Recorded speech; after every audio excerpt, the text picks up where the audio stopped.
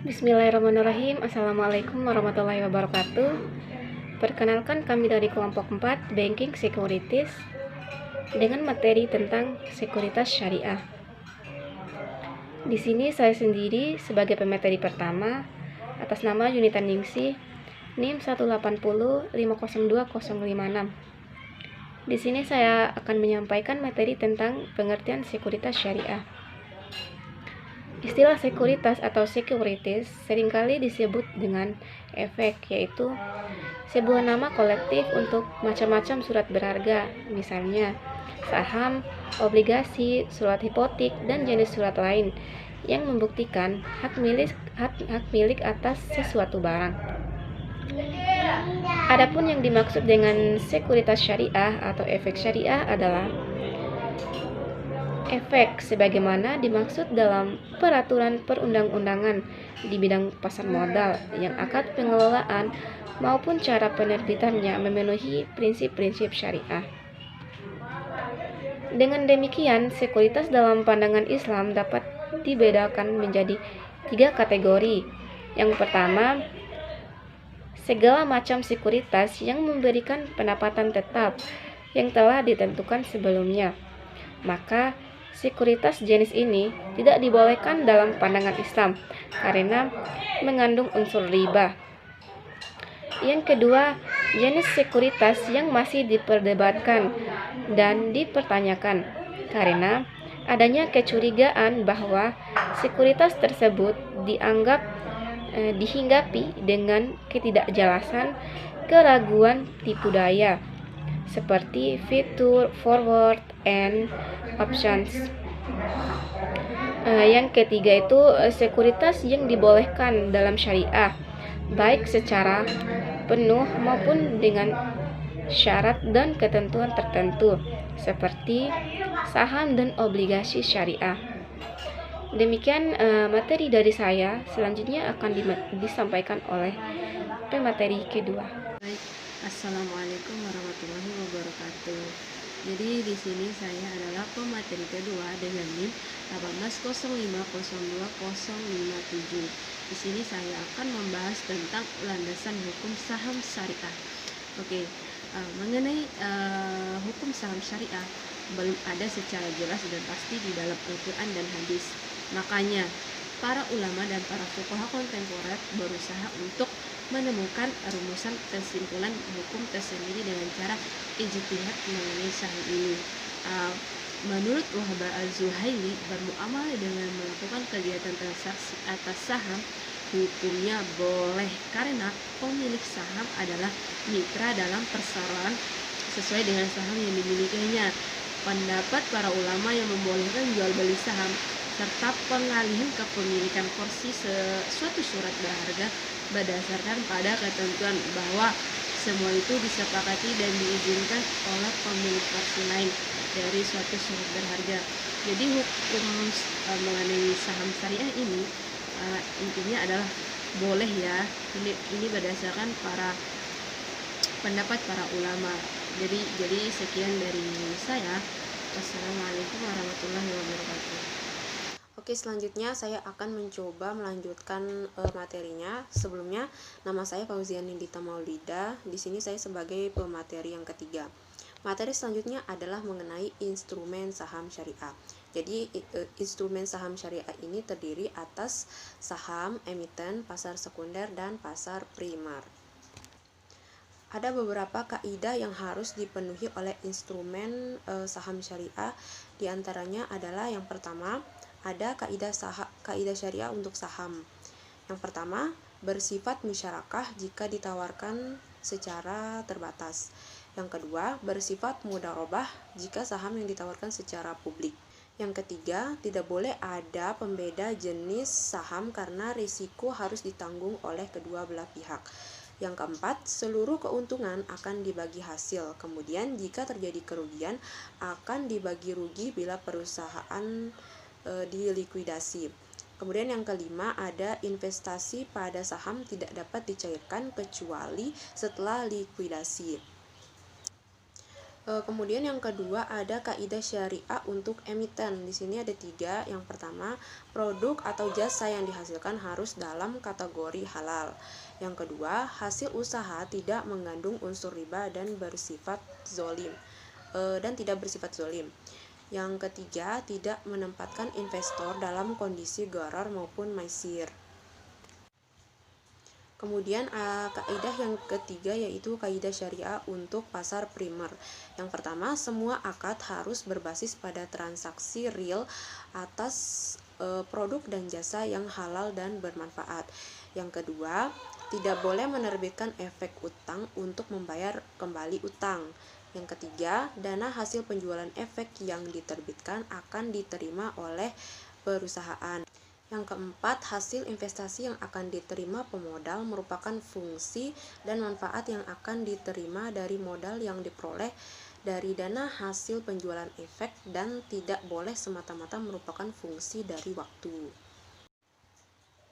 Kemudian yang keempat ada kaidah syariah untuk pasar sekunder. Yang pertama, semua efek harus berbasis pada transaksi real dan atas produk dan jasa yang halal. Yang kedua, tidak boleh membeli efek utang dengan dana dari utang atau menerbitkan surat utang. Kemudian yang ketiga, tidak boleh membeli berdasarkan tren dan indeks.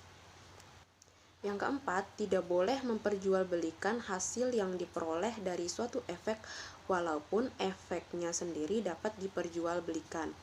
Kemudian yang selanjutnya, tidak boleh melakukan transaksi murabahah dengan menjadikan objek transaksi sebagai pinjaman. Yang terakhir, tidak boleh melakukan penawaran palsu dalam transaksi.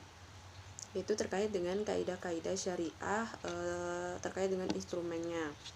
Selanjutnya adalah mengenai mekanisme perdagangan saham syariah. Jadi, mekanisme perdagangan saham syariah secara spesifik dipertemukan pada Jakarta Islamic Index dan penawarannya hanya pada pasar perdana. Melalui Jakarta Islamic Index diharapkan dapat meningkatkan kepercayaan investor untuk mengembangkan investasi dalam equity secara syariah. Secara umum, perusahaan yang akan menerbitkan efek syariah harus memenuhi ketentuan-ketentuan sebagai berikut. Yang pertama, memuat ketentuan bahwa kegiatan usaha serta cara pengelolaan usaha dilakukan berdasarkan prinsip-prinsip syariah di pasar modal. Yang kedua, semua jenis usaha, akad, aset yang dikelola, cara pengelolaan oleh emiten, produk dan jasanya tidak boleh bertentangan dengan prinsip-prinsip syariah. Dan yang terakhir, emiten dan perusahaan publik tersebut memiliki anggota direksi dan komisaris yang mengerti dan paham mengenai kegiatan-kegiatan yang bertentangan maupun yang tidak bertentangan dengan prinsip syariah. Sekian penjelasan dari saya, akan dilanjutkan oleh teman-teman saya yang lainnya. Assalamualaikum warahmatullahi wabarakatuh. Nama saya Ayu Lestari. Saya sebagai pemateri keempat. Saya akan membahas tentang obligasi syariah atau sukuk. Obligasi syariah di dunia internasional dikenal dengan nama sukuk. Sukuk berasal dari bahasa Arab, yaitu sak yang berarti tunggal dan sukuk yang berarti jamak yang memiliki arti mirip dengan sertifikat atau note. Obligasi syariah adalah suatu surat berharga berjangka panjang berdasarkan prinsip syariah yang dikeluarkan oleh emiten kepada pemegang obligasi syariah yang mewajibkan emiten untuk membayar pendapatan kepada pemegang obligasi syariah berupa bagi hasil atau margin atau fee serta membayar kembali dana obligasi pada saat jatuh tempo. Selanjutnya kita akan membahas tentang dasar hukum obligasi syariah atau sukuk. Dalam mencari rujukan bagi keabsahan obligasi syariah ini dengan menganalisa wacana-wacana kegiatan muamalah Nabi SAW dan para sahabatnya, yang terjadi pada waktu itu.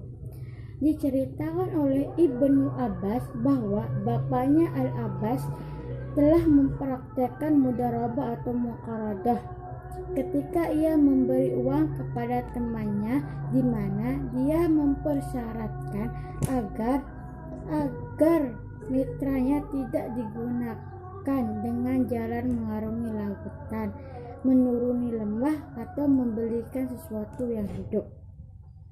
Jika dia melakukan salah satunya, maka dia akan menjadi tanggungannya. Peristiwa ini dilaporkan kepada Nabi Shallallahu Alaihi Wasallam dan Nabi pun menyetujuinya. Peristiwa tersebut dapat dijadikan landasan hukum obligasi syariah, karena para ulama menjadikan peristiwa tersebut sebagai landasan keabsahan muqaradah dan mudharabah.